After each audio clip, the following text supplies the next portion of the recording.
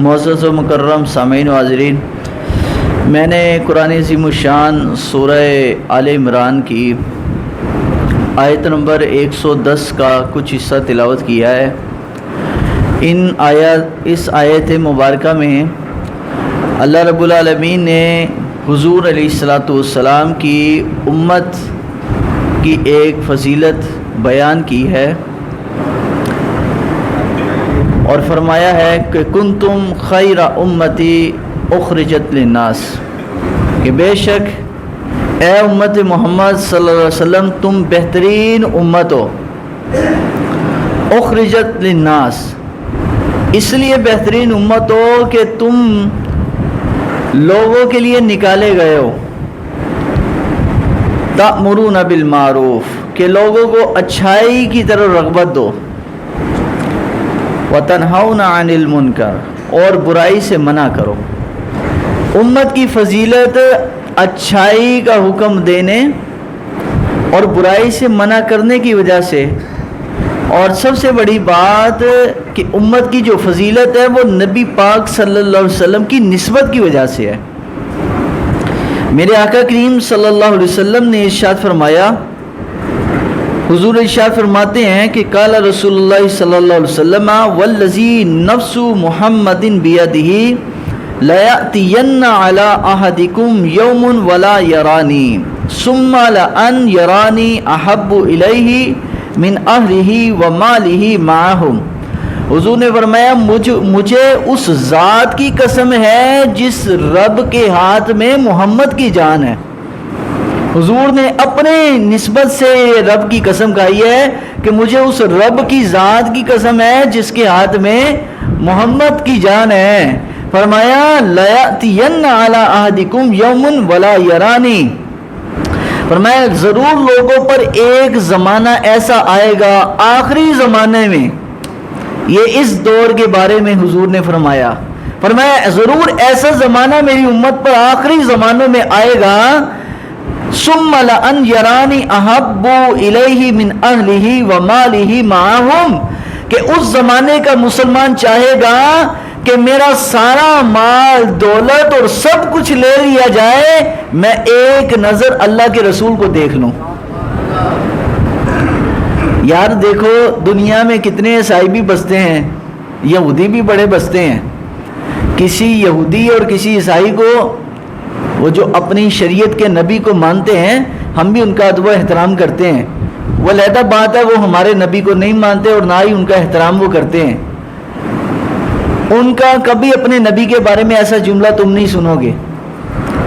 اور یہ حضور کی امت کا شرف ہے کہ 1400 سال کے بعد بھی صرف نبی پاک علیہ السلام کا ذکر خیر سننے کی وجہ سے حضور کا ذکر ہی امت کو اتنا دیوانہ کر گیا۔ خود بتاؤ نبی کو دیکھنے کے بعد کیا حالت ہوگی۔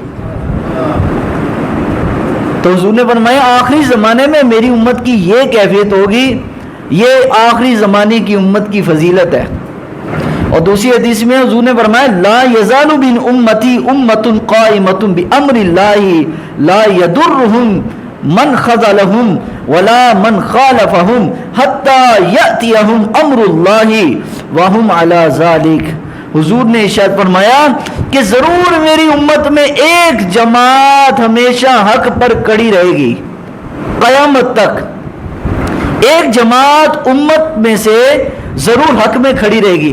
آج کچھ لوگ کھڑے ہو جاتے ہیں جی اور اس وقت کوئی بھی حق پر نہیں ہے، ہر کوئی اپنے اپنے فرقے کی بات کر رہا ہے۔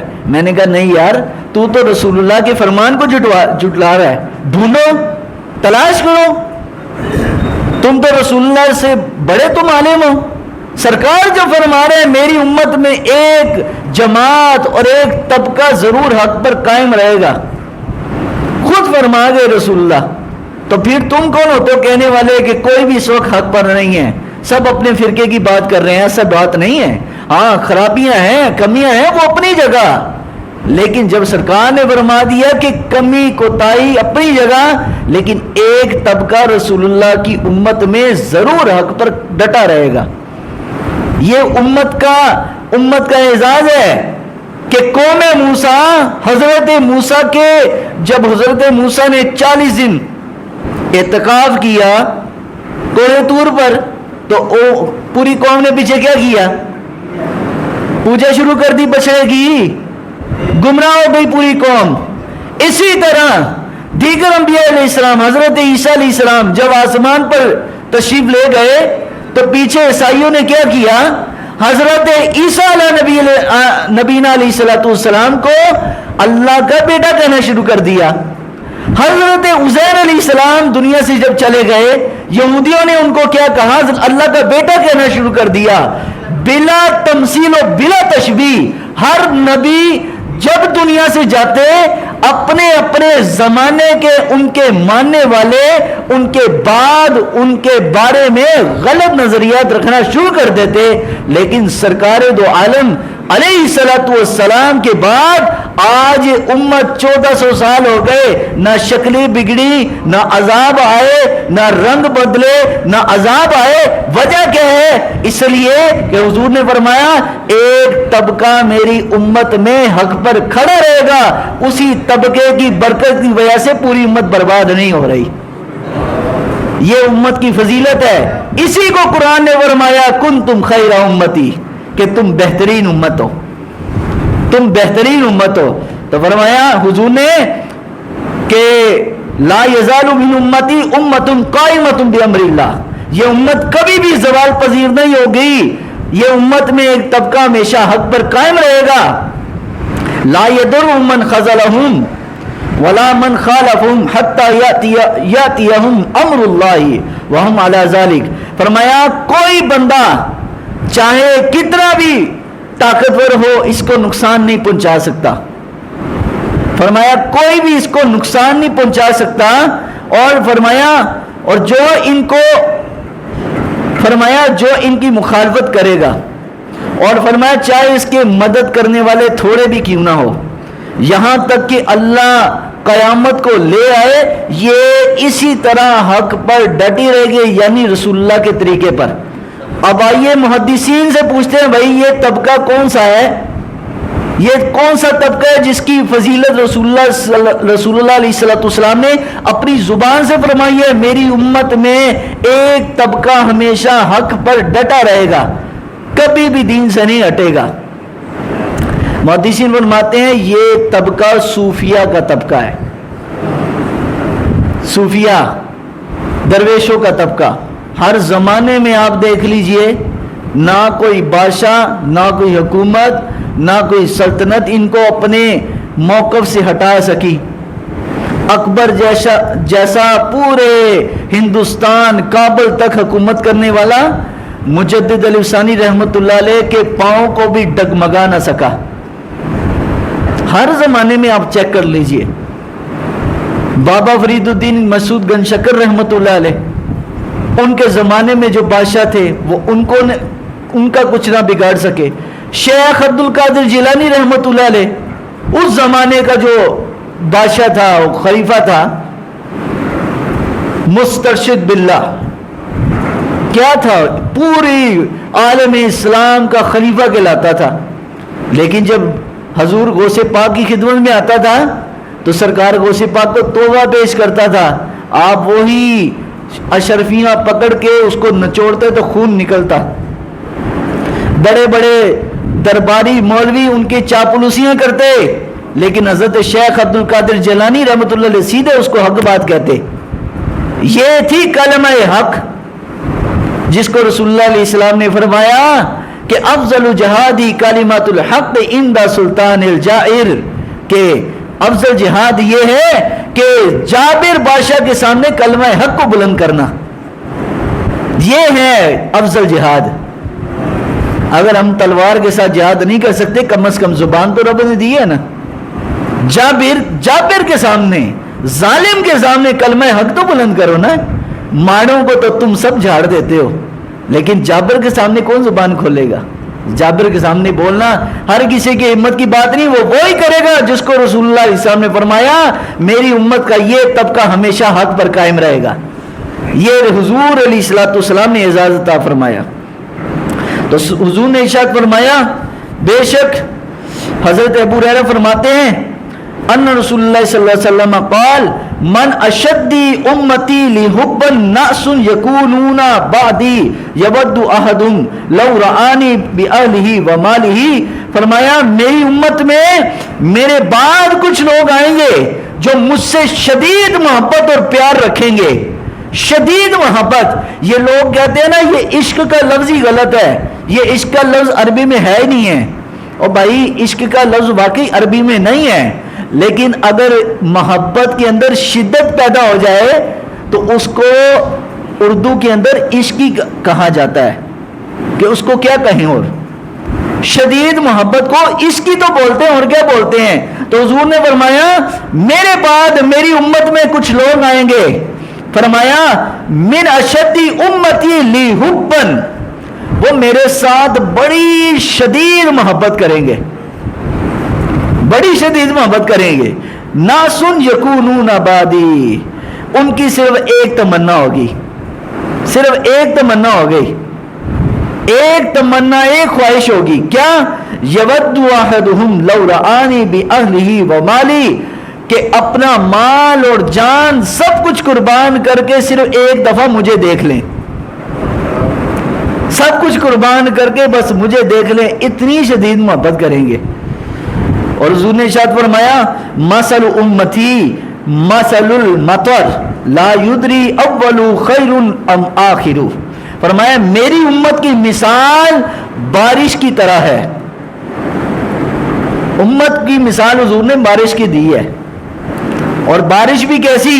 فرمایا لا یدری لا یدرا اولہ خیر ام آخر، فرمایا مجھ سے چھپا دیا گیا اس بات کو، پتہ نہیں پہلے لوگ بہترین ہیں کہ آخر والے، کوئی پتہ نہیں ہے کہ جو پہلے لوگ یعنی حضور کے زمانے کے قریب لوگ آئے تھے ان میں بھی بڑے بہترین اعلیٰ عابدین زاہدین علماء پیدا ہوئے، لیکن فرمایا کوئی پتہ نہیں ہے، اتنے استعداد والے آخر میں بھی آ سکتے ہیں کہ جن کی محبت ہے چاہے وہ دور زمانے میں ہیں، لیکن ان کی محبت کی وجہ سے اللہ تعالیٰ ان کو اتنا مقام عطا کرے گا کہ جو قریب والے ہیں وہ بھی نہیں وہ حاصل کر سکے، صرف محبت کی وجہ سے۔ تو یہ امت کا اعزاز حضور نے خود ارشاد فرمایا کہ یہ میری امت کا اعزاز ہے کہ 14.5 سال بعد بھی امت آج ویسی کی ویسی موجود ہے، کہ کسی بھی نبی کی امت اتنی دیر نہیں، جب حضور دنیا سے جا رہے تھے تو نبی علیہ السلام نے فرمایا کہ ہر نبی کی امت اس کے سامنے برباد ہوئی ہے، اس کے سامنے عذاب اس پر آئے ہیں، لیکن اللہ کا شکر ہے کہ میری امت کو اللہ تعالیٰ نے ویسے ہی رکھا ہے، اس پر عذاب نہیں آیا، اس کے اعمال کی وجہ سے، کردار کی وجہ سے، اس کی 2 نمبری کی وجہ سے کوئی عذاب دنیا میں میرے سامنے نہیں، اللہ نے اس کو رکھا۔ اب یہ قیامت تک یہ امت ایسی رہے گی قائم، اور اس میں ایک جماعت ہمیشہ حق پر ڈٹی رہے گی۔ تو یہ نیک صالحین کی برکات ہیں جن کے بارے میں حضور نے فرمایا بہم یرزقون و بہم یمترون، کہ یہ نیک لوگ جن کی وجہ سے تم پر رزق اللہ تعالیٰ تمہیں عطا کرتا ہے، وَبِهِمْ يُمْتَرُونَ، اور ان کے وسیلے سے تم پر بارش برستی ہے۔ اگر یہ لوگ نیک لوگ نہ ہوں تو نہ ہی تم پر رحمت کی بارش برسے اور نہ ہی تمہیں رزق دیا جائے۔ یہ جو ہم طرح طرح کے کھانے کھا رہے ہیں، رنگ برنگے لباس پہنے، یہ موج مستیاں ہم جو کر رہے ہیں، یہ انہی نیک لوگوں کی برکات ہیں۔ اگر یہ لوگ نہ ہوں تو ہمارا رزق بھی بند ہو جائے۔ حضور نے فرمایا یہی کمزوروں کی وجہ سے تمہیں رزق ملتا ہے، یہی کمزوروں کی دعائیں، برکات۔ اور دوسری حدیث میں حضور نے فرمایا اللہ تعالیٰ جب بھی کسی کو بستی کو ان کے اعمال کی وجہ سے سزا دینا چاہتا ہے، سب سے پہلے اللہ اہل مسجد کو دیکھتا ہے، اللہ تعالیٰ مسجد والوں پر نظر دوڑاتا ہے۔ یہ جو ہم بیٹھے ہوئے نا، اس کو خالی ایسے نہ سمجھ لیا کرو، یہ مجلس آپ کو نہیں پتا پوری آبادی کے لیے کیا پتا بڑی بلاؤں اور بڑی مصیبتوں سے نجات کا باعث ہو، کوئی پتہ نہیں ہوتا۔ اور یہ آپ کا میرا کمال نہیں ہے، یہ جو ہم یہاں ذکر کر رہے ہیں یہ اس ذکر کی برکت ہے، یہ نہ تو میری برکت ہے کوئی، نہ آپ کی برکت ہے، یہ اس ذکر مصطفیٰ کی برکت ہے جس کی وجہ سے بلائیں ٹل جاتی ہیں۔ تو حضور نے فرمایا کہ اللہ تعالیٰ اہل مسجد والوں کو دیکھتا ہے. اگر مسجد میں ذکر کرنے والے، اللہ اللہ کرنے والے اور صاحب ذکر لوگ موجود ہوں تو اللہ اس بستی سے بہت سی مصیبتوں کو اٹھا دیتا ہے.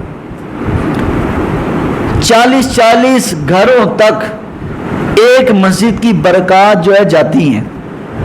40 گھر ادھر، مشرق مغرب شمال جنوب چاروں طرف 40 گھروں کا حساب ہے. تو یہ تو جو مسجد کے قریب قریب گھر ہیں یا قریب قریب رہتے ہیں، یہ تو وہ لوگ مسجد کا ادب احترام کریں، یہ مسجد کی جو ہے نا قدر کریں اور مسجد کا خدمات سر انجام دینے کی کوشش کریں کہ آپ پر اگر اللہ تعالیٰ نے بہت سے فضل و کرم کیا ہوا ہے تو یہ مسجد کی برکات کی وجہ سے. اگر یہ نہ ہوتی تو شاید آپ پر بہت ساری بیماریاں آتی، بہت ساری مصیبتیں آتی اور بہت ساری پریشانیاں آ جاتی. لیکن یہ صرف اس کی برکات کی وجہ سے جو حدیث شریف میں آپ کو بتا رہا ہوں.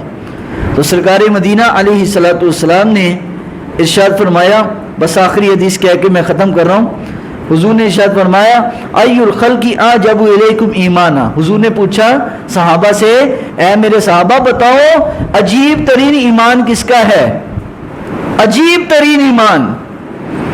تو قال الملائکہ، عرض کہ یا رسول اللہ فرشتوں کا ایمان بڑا عجیب ہے. وما لهم لا یؤمنون وهم عند ربهم. حضور علیہ الصلوۃ والسلام نے جب یہ بات سنی صحابہ سے تو فرمایا فرشتے کیوں ایمان نہ لائیں جبکہ وہ تو اللہ کی بارگاہ میں ہر وقت رہتے ہیں، ہر وقت ان پر نور کی بارش برستی ہے، نہ تو ان کے اندر نفس ہے کہ جو ان کو برائی پہ رغبت دلائے، نہ تو ان کے اندر کوئی برا خیال آتا ہے. تو پوچھا گیا پھر قالوا فالنبیون، تو پھر بتایا گیا یا رسول اللہ نبیوں کا جو ایمان ہے نا، نبیوں کا یہ بڑا تعجب والا ہے، یہ بڑا عجیب ایمان ہے. تو حضور نے فرمایا وما لکم لا تؤمنون وانا بین اظہر، کہ نبیوں کا ایمان کیسے متعجب ہو گیا کہ جب میں تمہارے سامنے ظاہر ہوں، موجود ہوں. نبیوں کا ایمان تو تعجب والا نہیں ہونا چاہیے، نبیوں پر تو وحی اترتی ہے، ظاہری بات ہے نا، وحی اترتی ہے. ان کو تو ایمان کے لیے کسی دلیل کی ضرورت نہیں ہے، ان پر تو فرشتہ آ رہا ہے ان کے پاس. تو پھر پوچھا گیا یا رسول اللہ صلی اللہ علیہ وسلم، فقال رسول اللہ صلی اللہ علیہ وسلم ان اعجب الخلق الی ایمانا لقوم یکونون من بعدی یجدون صحفا فیہا کتاب یؤمنون بما فیہا. حضور نے ارشاد فرمایا نہ تو فرشتوں کا ایمان تعجب والا، نہ تو نبیوں کا ایمان تعجب والا، نہ تو تمہارا ایمان تعجب والا. فرمایا فرشتوں کا ایمان بھی تعجب والا نہیں ہے کہ وہ اللہ کے حضور میں ہیں، نبیوں پر وحی آتی ہے، تمہارے سامنے میں موجود ہوں. فرمایا ایمان ان لوگوں کا تعجب والا ہے جو تمہارے بعد میں آئیں گے، جنہوں نے صرف نہ مجھے دیکھا نہ مجھے سنا، جنہوں نے صرف قرآن پڑھا تھا اور میرا فرمان پڑھا تھا، انہوں نے مان لیا کہ اللہ کے رسول تھے اور وہ مجھ پر ایمان لے کر آ گئے. ہم نے تو حضور کو دیکھا نہیں نا، ہم نے صرف قرآن پڑھے. ہمارا ایمان غیبی ہے اور صحابہ کا ایمان شہودی تھا. تو سرکار نے تعریف کی ہماری اور فرمایا تمہیں 3 بار مبارک، تمہیں 3 بار مبارک ہو تمہارے ایمان کی. فرمایا جو تمہارے بعد ایمان لائیں گے جنہوں نے تمہیں دیکھا نہیں ہوگا، فرمایا ان کو 7 بار مبارکباد. حضور نے ہمیں 7 بار مبارکباد دی. اور جب حضور دنیا سے انتقال فرمانے لگے تھے، حضور نے فرما دیا تھا میرے بعد جو لوگ آئیں گے، فرمایا صحابہ ان کو میری طرف سے سلام کہہ دینا. حضور نے ہمیں سلام بھی بھیجا ہے، دنیا سے جاتے ہوئے سرکار نے سلام بھیجا تھا کہ ان لوگوں کو جو میرے بعد آئیں گے اور میرے ساتھ محبت رکھیں گے کہ ایک نظر سرکار کو دیکھو یار، آج امتی حضور کے نام پر کٹ مرنے کو تیار ہے، یار کٹ مرنے کو تیار ہے. کہاں ہالینڈ، کہاں فرانس، کہاں یہ گستاخیاں کرنے والے ممالک، اور ایک مسلمان جو وہاں ویزا اتنی مشکل سے لیتا ہے، نوکری کرنے کے لیے جاتا ہے اور وہاں جا کر گستاخ کو مار کر وہ جناب اس کی ڈیڈ باڈی آ جاتی ہے پاکستان میں. یہی آپ کے گجرانوالا کے اندر یہ وزیر آباد میں عامر عبد الرحمان چیمہ کیا تھا, وہ اسی نیت سے گیا تھا نا کہ وہاں جا کے پڑھوں گا, کوئی نوکری کروں گا. لیکن اس بندے نے ایک اکلوتا بھائی تھا, لیکن اس نے اپنی جان پیش کر دی. صرف کس وجہ سے؟ حضور کو نہ دیکھا, نہ نبی پاک کی کبھی آواز سنی. ایک ہی رشتہ تھا حضور کے ساتھ, ایمان غیبی کا, کہ بس حضور کے نام پر اپنا سب کچھ قربان کر دوں. تو سرکار نے یہی تو امت کو اعزاز دیا نا کہ یہ امت کی ایسے قیامت کو 80 صفحے نہیں بننی. وہ اعزاز ہی یہ ہے کہ یہ امت اپنے نبی کے نام پر ہی سب کچھ قربان کرنے والی ہے. اس لیے تو قیامت کو سب سے زیادہ ان کا جنت میں جانے والوں میں سب سے زیادہ تعداد اس امت کی ہوگی. تو اللہ تعالیٰ ہم سب کو اپنے نبی کے ساتھ وفاداری کی توفیق عطا فرمائے. وآخر دعوانا ان الحمدللہ رب العالمین.